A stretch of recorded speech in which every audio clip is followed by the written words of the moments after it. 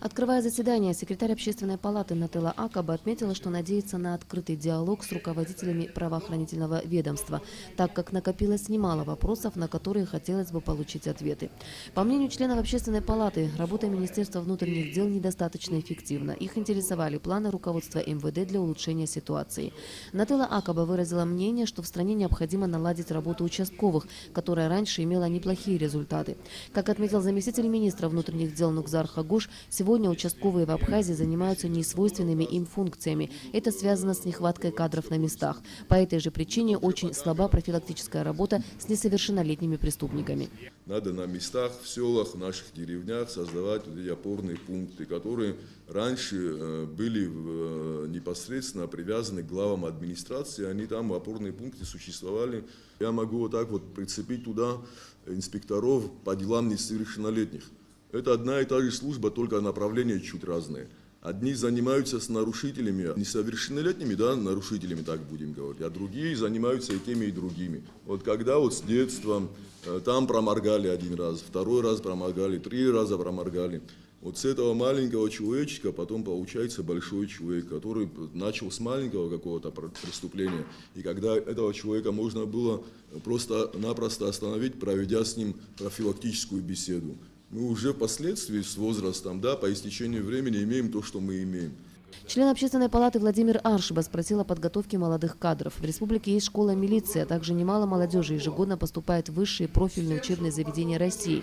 Вице-премьер, министр внутренних дел Аслан Кобахи отметил, что молодежь не очень стремится в правоохранительные органы из-за низкой заработной платы. На сегодняшний день штат сотрудников МВД укомплектован на 50%.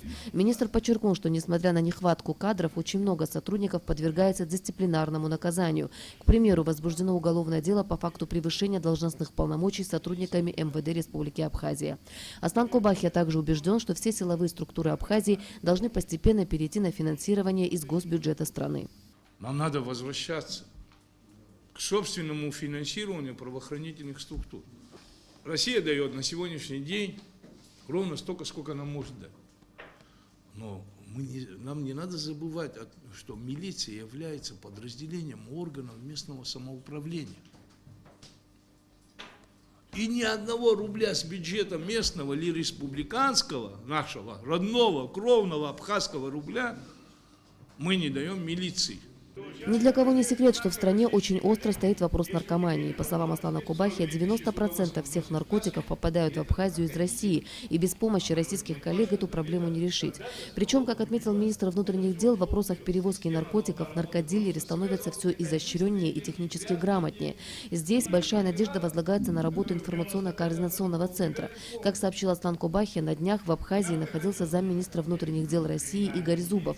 На встрече с ним обсуждались организационные и финансовые вопросы, а также кандидатура на должность руководителя центра. К нам приезжал заместитель министра внутренних дел Российской Федерации Зубов, с которым мы обсуждали вопрос о форме деятельности, дальнейшей деятельности ЕКЦ, который ратифицировал наш парламент. Он вступает в следующую фазу, там согласована кандидатура. Вот, в ближайшие дни он будет назначен. Вот. И второе соглашение, которое вытекает из соглашения о стратегическом партнерстве, второе наше соглашение о материально-техническом обеспечении органов внутренних дел Республики Абхазия.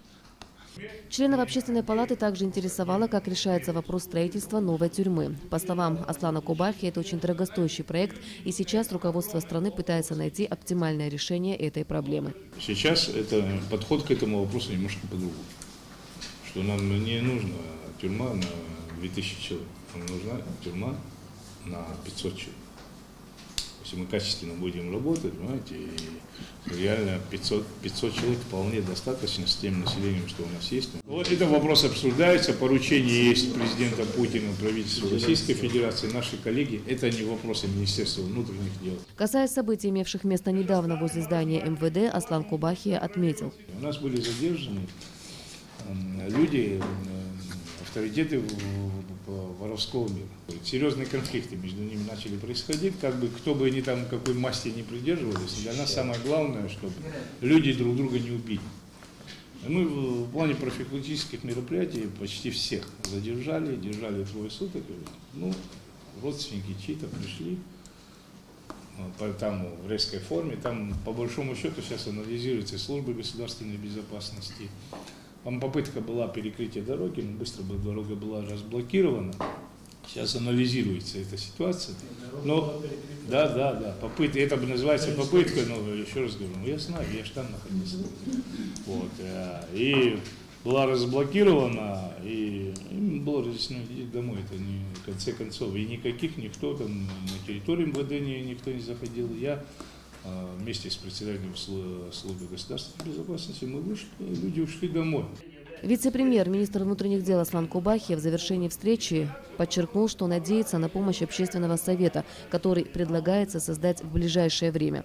Особенно в плане своевременного и полного информирования населения и общества в целом о работе правоохранительных структур.